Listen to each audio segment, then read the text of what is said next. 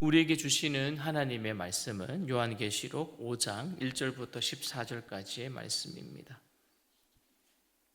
요한계시록 5장 1절부터 14절까지 우리 함께 읽도록 하겠습니다.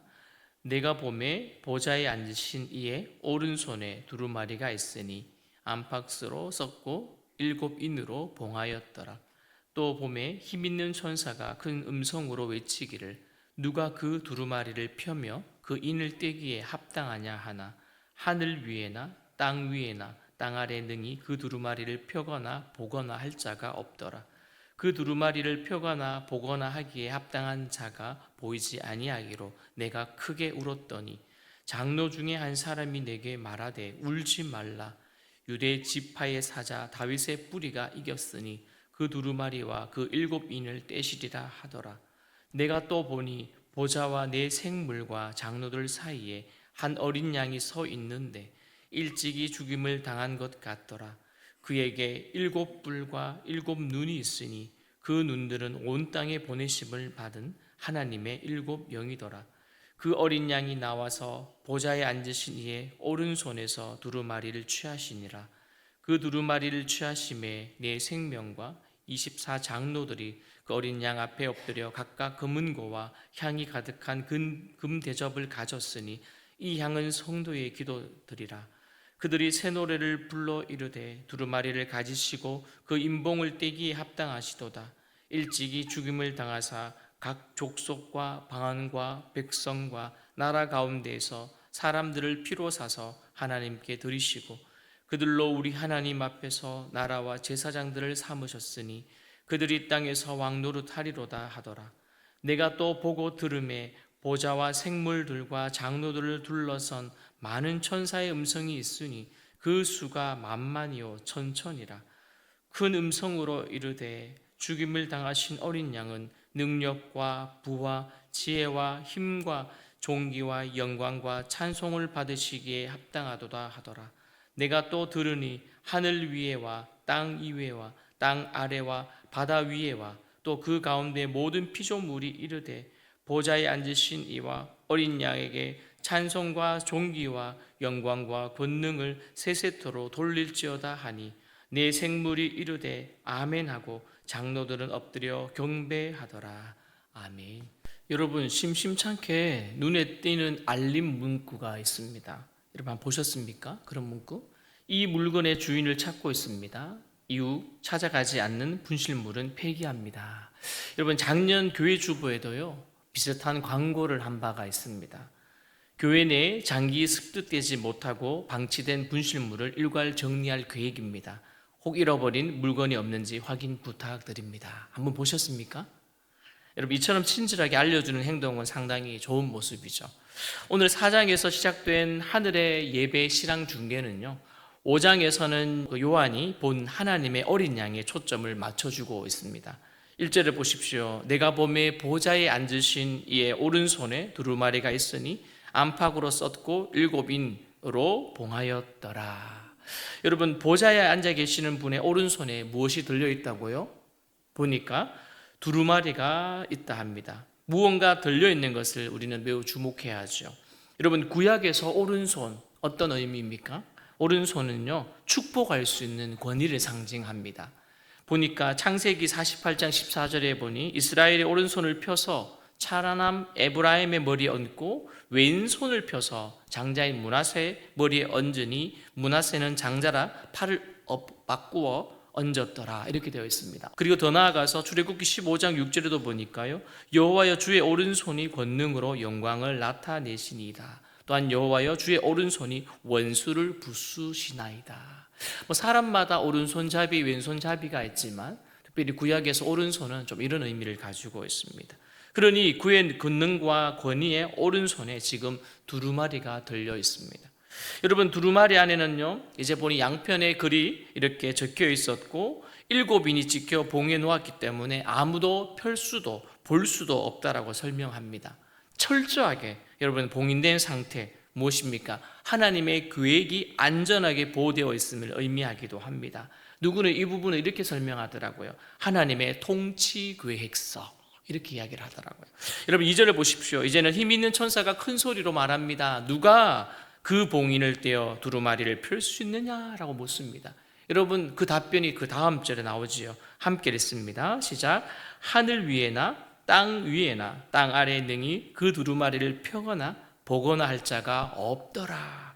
여러분 사실을 알게 된 요한은요 이 이야기를 듣고 크게 울었답니다.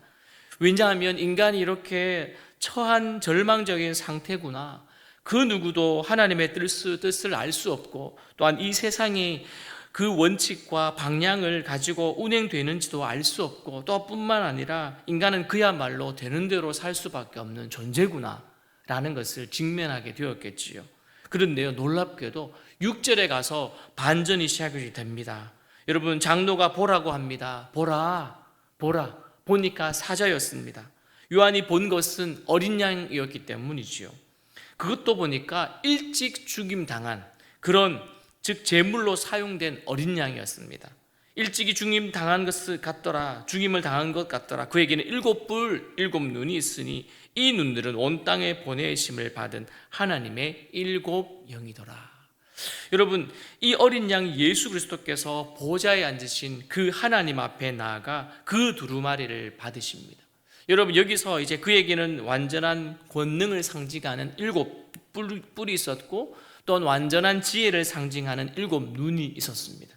그리고는요 하늘 위에 그리고 땅 위에 땅 아래에도 그 어느 누구도 가질 수 없는 그 권세를 가지신 그 어린 양이 그분이 바로 누구라고요? 우리 주 예수 그리스도이십니다. 할렐루야. 여러분 8절부터는 이제 천상의 예배로 그리고 이 땅에서 우리가 드려야 될 그 예배의 모델을 우리에게 제공하고 있습니다. 여러분 많은 부분들 우리가 신앙생활 하다 보면 예배를 통해 많이 은혜를 받습니다. 또 그 외에 또 우리가 성도의 교제와 그리고 특별히 또 성도 간의 교제뿐만 아니라 또 우리가 교육이나 훈련을 통해서도 그리고 전도, 선교를 통해서 은혜를 받지만 가장 큰 은혜를 받는 그 시간은 대그룹, 즉 주일 예배가 우리에게는 많은 성도들에게 하나님 지체들에게는 은혜를 받게 하는 시간이지요. 그런데 예배가 갈수록 쇼가 되어지고 예배가 어떠한 볼거리가 많아진다는 것은 바람직하지 않는 것 같습니다. 예배의 모델이 오늘 우리에게 어떻게 말하고 있습니까? 어린 양이 두루마리를 받아 들었을 때 예배가 계속되었다고 말합니다. 그리고 예배의 진행은 다음과 같습니다. 첫째, 기도가 드려집니다. 여러분 일찍 오시면 앉아서 기도하시죠. 예배 전까지 한 주를 돌아보고 또 하나님의 은혜에 감사하고 또 하나님 이 예배 가운데 하나님 홀로 받으시고 그리고 하늘의 신령한 복을 우리에게 주옵소서 그리고 한 주간에 살아갈 힘을 우리에게 주옵소서 첫째 기도가 드려집니다. 그리고 하나님의 또 창조를 대표하는 이제 내생물과 24장로들은요 각각 검은고와 향을 가득히 담은 대접을 가지고 와서 어린 양 앞에 엎드립니다. 여기서 검은고는 무엇일까요? 여러분이 생각하는 그 검은고입니다. 열에서 12현을 가지고 있는 그 수금을 말하고요. 그리고 성전 예배 때 자주 사용되었던 악기가 검은고였습니다. 그리고 향은 무엇입니까? 일명 성도들의 기도를 설명합니다. 향이 올라간다. 그리고 시편 141편 2절에 보니 나의 기도가 주의 앞에 분향함과 같이 되며 나의 손을 드는 것이 저녁 제사 같게 하옵소서, 같이 되게 하옵소서 이런 말이 있더라고요. 그러니 향은 성도들의 기도를 의미합니다. 자, 첫 번째 기도가 드려졌습니다. 이제는 이 부분에서는 우리는 둘째 찬양이 드려지는 것이죠. 그들은 악기를 켜서 새 노래를 부르며 하나님 앞에 예배를 합니다. 그 새 노래를 오늘 우리는 본문에서 이렇게 알 수가 있네요. 9절과 10절에서 상세히 기록하고 있습니다. 함께 읽습니다. 두루마리를 가지시고 그 인봉을 떼기에 합당하시도다. 일찍이 죽임을 당하사 각 족속과 방언과 백성과 나라 가운데에서 사람들을 피로 사서 하나님께 드리시고 그들로 우리 하나님 앞에서 나라와 제사장을 삼으셨으니 그들이 땅에서 왕노릇 하리로다 하더라. 아멘. 여러분 어떻게 찬양합니까? 마음껏 뜨겁게 그리고 감격으로 찬양한 것 같습니다. 그리고 마지막으로 시작되는 11절에서는요 천사의 경배와 피조물의 경배로 이렇게 설명을 하더라고요. 자, 요한은 이렇게 말합니다. 그 수가 만만이요 천천이다. 천사들의 음성을 듣게 됩니다. 그들은 큰 소리로 찬양합니다. 이 소리를 듣고요, 죽임을 당하신 어린 양은 능력과 부와 지혜와 힘과 존귀와 영광과 찬송을 받으시기에 합당하도다. 일곱 가지를 들어서 이야기하더라고요. 능력, 부, 지혜, 힘, 존귀, 영광, 찬송. 할렐루야. 모든 걸 동원한 것 같아요. 표현할 수 있는 모든 것 말이죠. 하나님을, 예수 그리스도를, 그 능력을, 그분을 우리가 경배할 수 있는 모든 단어를 동원한 것 같습니다. 우리도 예배할 때마다 능력이 한이 없으시고, 부가 한이 없으시고, 지혜가 한이 없으시고, 힘이 놀라우시고, 존귀를 받으시고, 영광이 놀라우시고, 찬송을 받으실 만한 그 하나님 앞에 우리가 예배하기를 바랍니다. 여러분, 예배할 때 이 정도는 우리가 되어야 되지 않겠습니까? 7개의 단어로 찬양을 요약하면서 그들은 찬양했습니다. 우리는요, 주일마다 하나님, 즉 여호와 이름을 송축하는 자리가 되어야 될 줄 믿습니다. 여러분, 송축은 어떤 단어가 합해서 나오는 건지 아시죠? 감사와 찬양이 함께 있을 때 송축이 되어집니다. 여러분의 한 주간의 삶에 감사가 있고, 그 감사가 예배의 자리에 앉았을 때 찬양으로 들려 올려질 때 여호와 이름을 송축하는 것입니다. 우리의 남은 인생 동안 여호와 이름을 송축하기에 우리가 힘을 다하기를 바랍니다. 자, 여러분, 그렇다면 이제 요한계시록은 분명히 여러분 이렇게 기록된 언어로 우리에게 설명을 하는데, 당시 요한계시록을 우리는 분명히 저항문학이라고 말합니다. 저항문학. 왜냐하면 기록된 언어들이 그 당시의 황제들에게 올려드리는 말들로 골라서 그 말이 오직 천지를 지으신 하나님께만 합당한 언어들이라고 한글을 했기 때문입니다. 여러분, 지금 7개의 단어, 여러분 능력, 부, 지혜, 힘, 존귀, 영광, 찬송, 이게 당시 황제에게만 쓸 수 있었던 거 아니겠습니까? 그런데 그 단어들을 지금 누구에게요? 하나님께, 하나님을 높이는 데 사용하고 있다는 것이죠. 이처럼 하나님의 백성은 그 단어를 사용해서 하나님을 찬양하는 것이 옳습니다. 그래서 우리 즐겨 부르는 그 찬양 중에 주님 큰 영광 받으소서, 우리가 예전에 지어졌던 주님 큰 영광 받으소서, 그 흐름에 보니까 영광과 존귀와 능력을 받으소서, 받으소서, 그리스도 살아계신 하나님, 이렇게 되어 있습니다. 여러분, 이 부분을 부를 때마다 우리들의 마음이 뜨거워지고 벅찬 감격을 우리는 경험해야 될 줄 믿습니다. 그분의 이름 앞에 우리가 영광 받으시기에 합당한 그분, 오직 그분, 그리스도 살아계신 하나님 앞에 이 단어를 통하여서 우리가 찬양하며 나갈 때 그런 마음들이 경험될 줄 믿습니다. 이제 끝으로 사람의 눈으로 볼 때에는요, 어느 누구도 여러분 비참한 최후를 맞으신 예수님은 이처럼 온 세상 모든 만물에 찬송을 받으실 분으로 우리에게 보여집니다. 그렇다면요, 그리스도인으로서 우리가 해야 될 일들은 참 많습니다. 그러나 가장 위대한 일은 바로 하나님의 은혜를 기뻐하고 즐거워하는 것입니다. 우리가 지음 받은 것처럼 우리가 하나님을 기뻐하는 것이죠. 느헤미야가 이런 말을 했습니다. 8장 10절에 보니 이날인 우리의 주의 성일이라 근심하지 말라.